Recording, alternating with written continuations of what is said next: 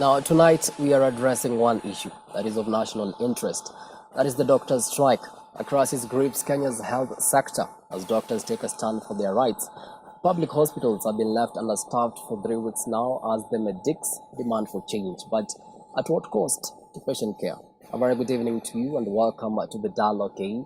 But first things first, let's listen in to what a section of Kenyans are saying about the doctors' strike, which is now in its 4th week. Pesa iko, wataki kupatia madaktari ya sasa. Kwa hivyo pesa kama iko ili alipe madaktari juu kwa Kenya tutaumia. Maana yake hatuna pesa. Pesa tunapatiana, hata ushuru inakatwa kwa kila mtu, lakini sasa pesa mbona daktari wasilipwe? Tukienda daktari wanakutibu juu ya pesa yako. Na hii Kenya inafaa Ruto atuangalie hata sisi wagonjwa kwa hizi mahospitali. Miki tunaweza mpatia mawaidha, angalie madaktari na si wananchi. Juu madaktari wakigoma siri, wananchi tutaangamia. There's nothing like there's no money. Money. And a lot of this money is put to waste. We've seen the government has tried to tell us about austerity measures that have not been put into effect. So for somebody to tell us that there's no money, so we can't pay doctors, actually the people who are feeling the pinch ni mwananchi wa kawaida. Sisi ndio tumetaksiwa, tumeongezewa tax. Sisi ndio tunalipa. So hiwezi kuwa kwamba the one using is the one controlling it. Wanatuambia kwamba hatuwezi lipa hao kwa sababu hakuna pesa. There's a lot of billions that we have witnessed going to waste. Na wao sasa hivi ndio ambao wanasimamia hospitali kubwa kubwa. Hii hospitali saizi madaktari ukitaka kuwatafuta unawatafuta kwa appointment. Lakini wanagenzi ndio wako hapo kila wakati na kila asubuhi wanafanya round, wao ndio wanasimamia hospitali. Wao wanagenzi si wagenzi wale. Wale watu ni wakubwa. Na mimi naomba rais wetu, hao watu tafadhali waangalie. If somewhere huko juu people are not utilizing money as they should, or people are not, doing, someone somewhere hapo juu is not doing what they're supposed to do, definitely the doctors won't get paid. And if the doctors won't get paid, definitely the people are suffering, because it's not everyone that can afford a private hospital, you understand? So wale wenye kabisa they are chini kwa ukuta, they can't afford, they are getting affected, and that is wrong. This is a crazy nation because it's all in Kenya where you find doctors are striking, the health sector is pathetic, and the same government can spend close to 1.28 billion on domestic travels alone, you see. And we're having interns. You see, interns, these are the people who take the majority of work. If you go down the hospital, be it the level 5 hospital, the level 3, now the CEOs also are here, the level 3 hospital, you see. They're the people who handle the workload in the hospital. The consultants, you can say the consultant always, 1 hour, 2 hours, they go out. Much of the works are being done by these interns. I feel like it's their right to demand their pay, because it's their right to strike and demand for their pay, because they are entitled to their pay. While in studio, I'm now joined by the national chairman of the Kenya Medical Practitioners, Pharmacists and Dentist Union, Dr. Abidan Mwachi. As Dr. Abidan has over 10 years of experience working in the health industry, both as a surgeon and a manager. Karibu sana to the studio. Daktari, let's begin with the reaction from Kenyans. What's your take on that? The reaction gives us a mixed feeling. It brings to the fore the fact that our patients and the people who depend on us for better healthcare or to take care of their health needs do recognize us. And number one, nobody goes to medical school just to abandon their patients or whoever people that they'll seek their help midway. So in as much as it is a talk of support, we from our side, we also are very much aware that you're needed in those hospitals to do what you went to school to do. So it's a mixed feeling. You're talking about going to school. You see, doctors spend 6 years in the tertiary institution studying medicine. And when they come to the job market, you see most of the time doctors striking. I mean, you've seen many strike cycles over the years. I mean, why did the rain start beating the medics? What's the brief history of this doctor strike and every time? The history of strikes is as old as devolution. So much of it probably can be pinned down or labeled altogether when healthcare was inappropriately devolved without following the systems and structures that were supposed to set up certain structures as to guide how the healthcare industry is supposed to run in this country. It was done very hurriedly, and so the pockets of strikes that we've been seeing are county-based. And all in all, we've also had several significant national strikes. I can remember the 2011 one, that's pre-devolution. Then we had another one in 2013. In 2013, it was just about a government not trying to honor what you agreed in 2011. No. Then we had 2016, that's spill over to 2017 again, where a government didn't want to honor what we had agreed upon in 2013. And now we have another 2024, where a government doesn't want to honor what we agreed upon in 2017. All right, and Yes. one of the main issues is on the interns.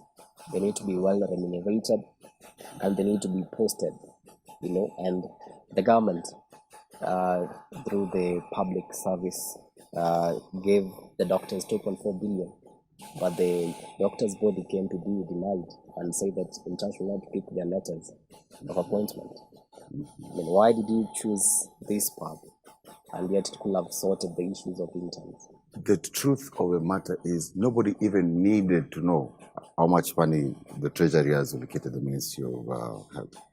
If you scroll back a few reels, you'll find the Cabinet Secretary for Health saying that she has secured 4.9 billion.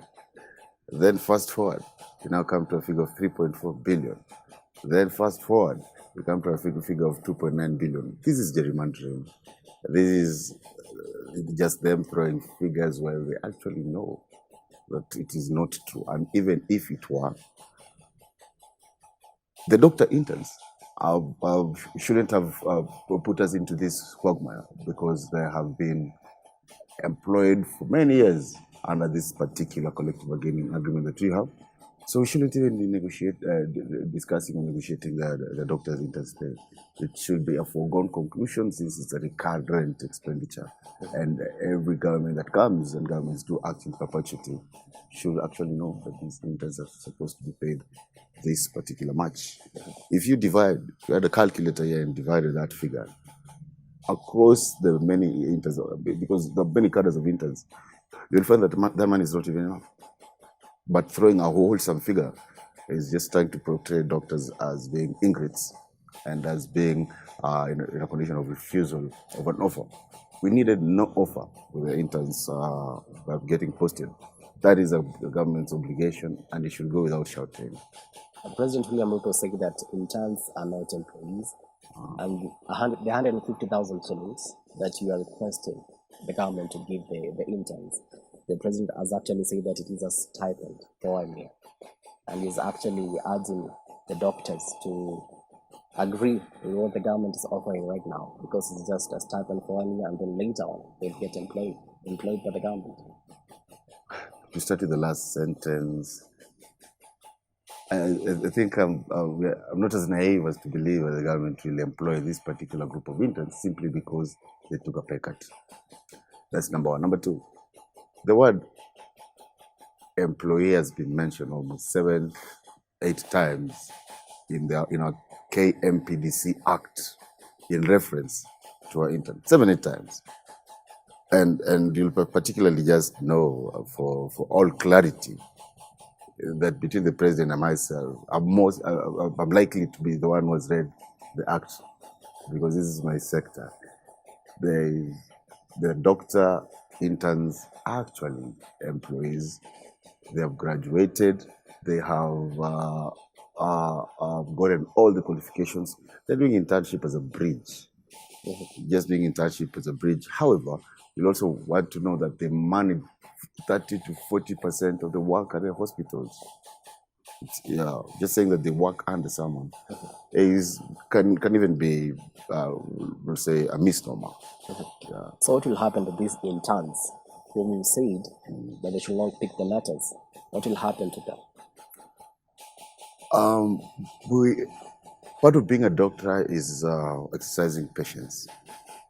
We are so patient, we will exercise our patience up until the government gets back to its senses and realizes that you cannot pay a doctor intern who struggles under the bundle of work at the hospitals, an equivalent of probably 70,000, where if you slash off all the necessary statutory deductions and taxes, comes around 30,000.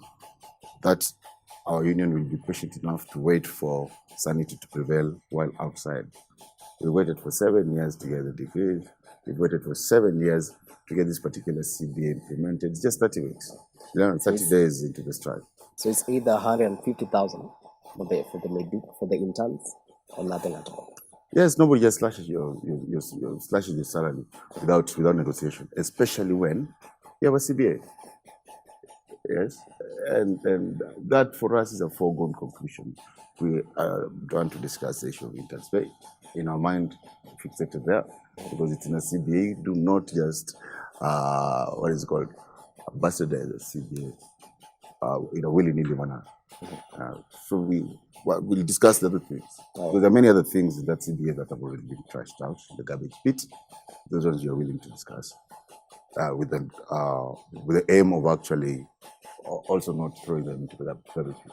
Okay, on Sunday, that is yesterday, President William Ruto said that as a country we need to live within our means, that the current wage bill is 47% against 35%, which should be the case. What's your reaction on that? Now that you are asking for the CBA to be implemented, but the head of state is saying that we are actually living beyond our means as a nation.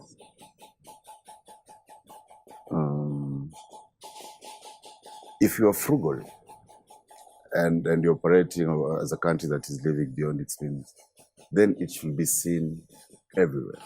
It shouldn't just be seen when it's doctors who want their rights implemented. You do remember that this collective bargaining agreement, when pen was put to paper, current president is actually a vice president in this country, and a child born then is joining school this year. So we have had 7 years, and it makes little sense to have a discussion about frugality in a country where you can see people living in lodges, especially the government coffers. In a country where we are forcing the employment of the CASs. In a country where everything is spent in a spurious manner. You want to tell us the whole of this government machinery couldn't put together. It's about 4 billion shillings to honor the CBA that they signed in 2017. What that's that tells of government like that is that it's belligerent and it's conniving. Just terms that should not be used to describe a sensible government. Yes. So health is actually devolved. I mean, who should be held accountable really? Is it the national government or the county government? It's easy to say health is devolved, but the accurate statement is that health is a shared function. While most of the brick and mortar, the healthcare workforce and stuff like that was sent to the counties, there is a very important bit that remains centrally, according to Schedule 4 of the Constitution. That is policy. Policy, in my understanding, I hope yours as well, is supposed to guide how this healthcare industry is managed, because you can't have healthcare in a solitary state, in a republic, not a federal state, run in 47 different ways. You can imagine if the police sector was run in 47 different ways. Each county has his. If you can employ a doctor at 500,000, Mandela will pay 20. That is a disaster. And if you can't see the disaster in waiting with that approach, then there is something critically wrong in this country, and the person remaining behind us alive should just switch off the lights and move to another country. The Ministry of Health has abdicated its role in policy making. That's number one. The other issue that you should know is that a majority, a good fraction of the budget from the exchequer actually remains the Ministry of Health. And another factor to support our demands that the mother ministry should be held accountable is that we can't say health is devolved when it fits them, and when it doesn't, we say health is central. For instance, the hiring of the community health workers. Who's been doing it? The national government. Why didn't you say that health is devolved? And the management equipment scheme, all those CT scans you see being sent to the country.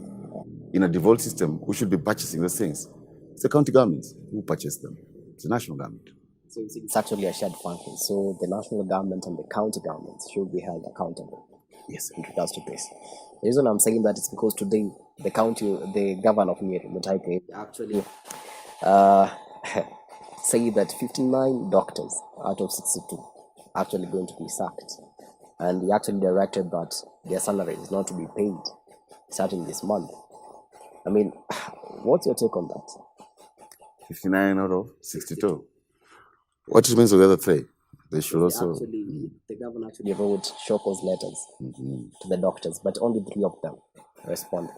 Okay. So, meaning 59 are actually on the brink of being sacked. So such is our government. You see, that's a tragic comedy, and they should be allowed to calm down and be reasonable. Because after sacking doctors, where are you moving from there? Have you solved that problem? Have you solved that particular problem? Who will take care of the healthcare workers in Nyeri?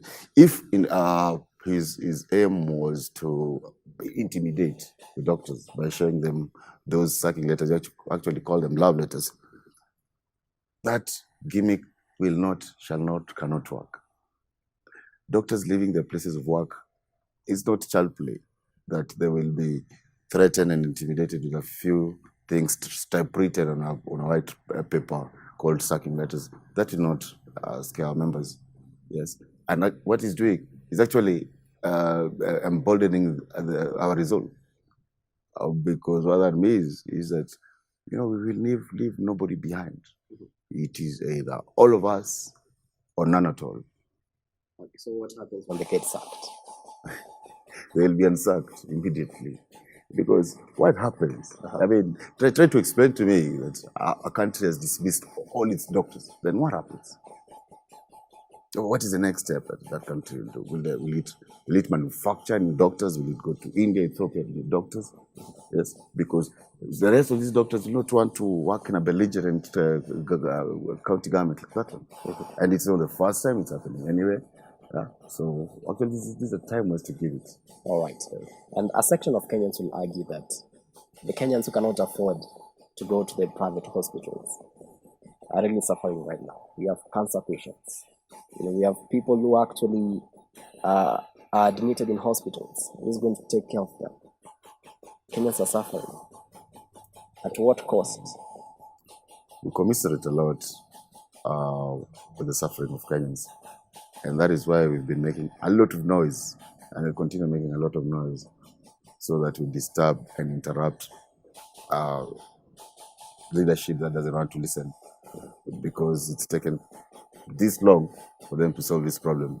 We are the ones who are with those patients every day, so we know what they do go through. And at the right time, when the government decides to call off its own strike, we are more than willing and ready to go back into those safe havens that are out. What do you mean when you say that the government calls off its own strike? Yeah, because it's the government that's on strike. We all know that. I mean, it's been a common lingua franca, and we really mean it when you say that. You don't fail to do the job that you've been given, Kennedy. You fail to do the job that you've been given. Then when the people under you react, then you say that it's the reaction that is wrong. It's a government that has failed to do the job that it was given. It's a government that has failed to honor 2017 CBA. Ours is a reaction to an action. Action of which the government sat on its able hands instead of putting coins together to reach a pound and sort of that collective bargaining agreement. They went on strike. It is now that they are talking because you found them where they are. Yes.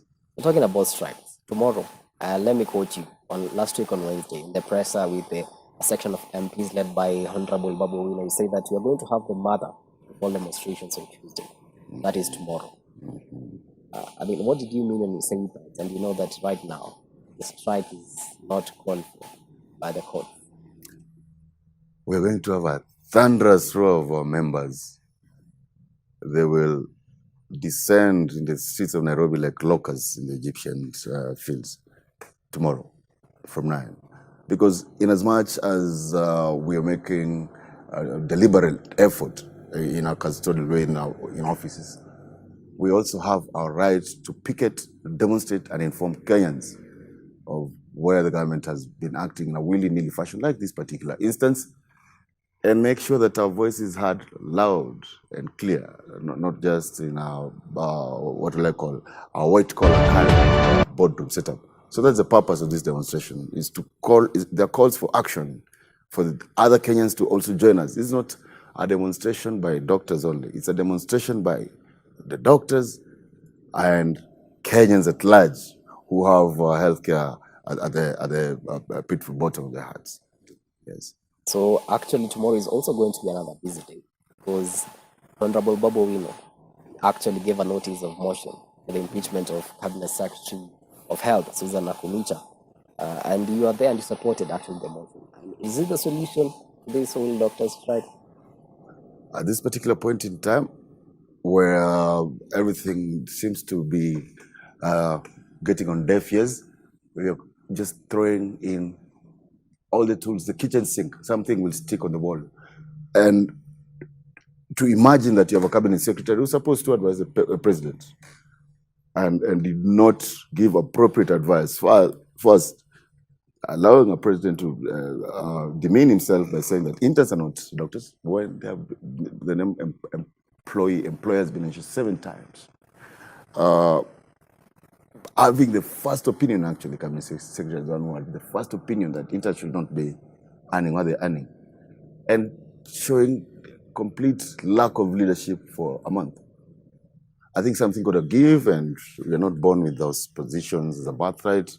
If one Kenyan has died, a country has gone without doctors for 2 days, that is reason enough in a decent country for the cabinet secretary to resign willingly. But you know how we're living.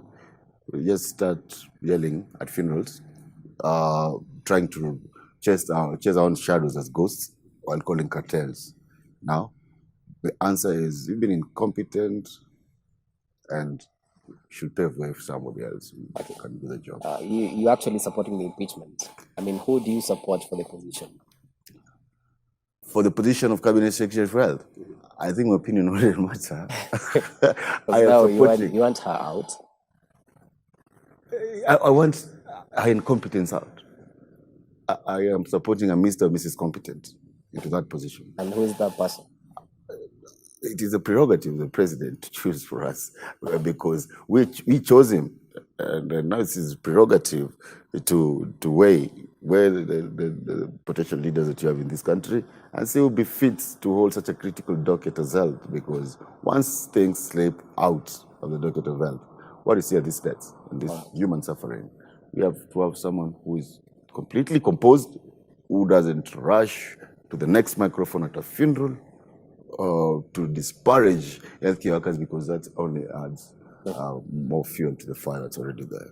Actually, as you conclude, many Kenyans don't actually understand what is the 2017 CBA by the doctors. Absolutely. And they're wondering why are doctors striking? Absolutely. In a nutshell, what are some of the main things that CBA that you're actually demanding for them to be implemented so that doctors can come back to work?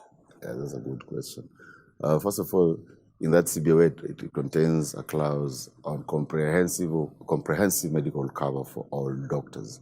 What that means is, you can imagine working in a pineapple plantation, and you deny that pineapple, or it's sold to you at exorbitant rates. Doctors do not have insurance, and it's usually sporadic, erroneous, and inadequate. You work in a hospital where if you fall, you have to be taken to a hospital that is cheaper that you can afford. I mean, that's basic. comprehensive medical cover. Secondly, at that time after the 100-day strike, we negotiated for a paltry salary increase. It was about 12,000, 15,000. Same as Poziba, Ufa, utajenga kuta. So it has accumulated arrears from 2017 to now, okay? Which is not much, but that particular negotiation of the paltry salary increase of 12,000, 15,000, that's reasonable. We have negotiated how it should be paid since 2017 to now, 7 years. A kid born then is now in school, okay? And once you tell them, you'll hear the top echelons coming in serious say that, I even heard Dr. Moth the other day, that we have paid on our part. That is being less than honest, because what they have paid is that they've paid for the 80 or so doctors who work at the Ministry of Health headquarters, while this money is supposed to come from the exchequer and distributed to all the doctors around. So they have not paid 7 years down the line. And it's not an issue of a ballooned wage bill. It's not an issue of that. It's just an issue of being willing to do it, because 7 years is a long time. Now they're paying with the rest. Then the other issue was our interns. You know, we had a clause there that they don't need to stay out for years on end after clearing campus. That we agreed. They'll be posting these ladies and gentlemen to go serve Kenyans, because we actually have a shortage after 30 days of clearing school, so that the knowledge is still fresh and Kenyans do need them. Right now, what you're getting is that they're being posted in batches. It's completely erratic and unplanned for. Okay, and to add to injury, they want to take away 9 shillings out of every 10 they used to make and leave them with 1 shilling. That is a 90% pay cut. That's unreasonable. It's injustice. So what do you think that needs to be done so that doctors can actually get back to work? Give our interns their letters as per the CBA. As per the CBA now, the net salary of that doctor, they know what it is. Provide all these doctors in this country with comprehensive insurance so that they afford the healthcare that they do offer. It is disheartening to hear the horror tales of doctors caught in mental issues because they face death every day. And they know that when they fall sick from those communicable diseases that they encounter at the hospitals, they will not be able to afford those things. And it has been happening. It is not just mental stuff. Then pay the doctors what is owed to them, just around 12,000, 15,000 each as per the CBA. Yeah, things are just as simple as that. So without that, not going back to work. No, we can't go back on a promissory note. No, there's no promissory note. In fact, calling these things negotiation is a misnomer, because negotiations happened and ended in 2017. Yeah, so we're waiting for implementation. Yes. All right. Yeah. I guess that's a good point to end there. We'll see how this strike will go on from tomorrow. The mother of all demonstrations. Looking forward to see what will look like. But thank you so much, sir, for your time. Thank you, Ken. That has been Dr.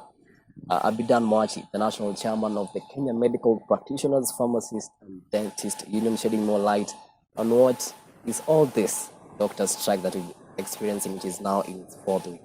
Now, with that, we come to the end of the Dialogue KE tonight. On behalf of the amazing team that made this production a success, have yourselves a blessed night. My name is Kennedy Kimani. I'm a co-presenter. The Sun Language interpretation tonight has been Boniface. In order to keep hope alive in the airwaves,